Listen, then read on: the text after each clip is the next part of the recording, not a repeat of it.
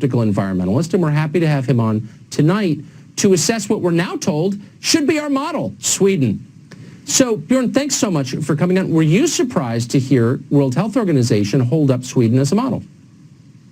Well, I think it's great that they're doing that. And honestly, Sweden is what you get when you ask experts to run the show. That's what they've been doing. Look, if we don't have a cure and we don't have a vaccine, which doesn't seem to be forthcoming, you really only have three options. You can just let corona rip through society. You can have moderate social distancing, which is what Sweden has done. And you can have a strict lockdown, which is what many states have done.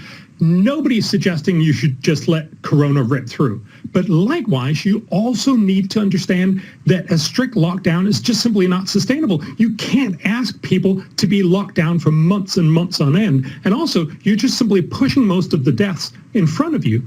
And that's why I think it was inevitable. Sooner or later, we'd have to realize we'd all have to become somewhat like Sweden, a smart solution, something that tackles the issue and keeps the level of infection below the capacity of the healthcare system, but doesn't actually say we're going to have something that we can't live with in the long run.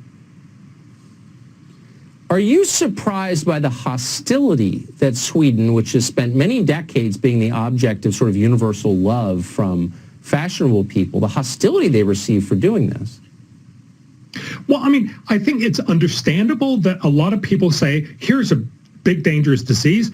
We've got to do something. And if you can actually just squash it by locking people down, it's an understandable immediate reaction. But you have to think of this in the long game. We're talking about a year, 2 year, maybe more.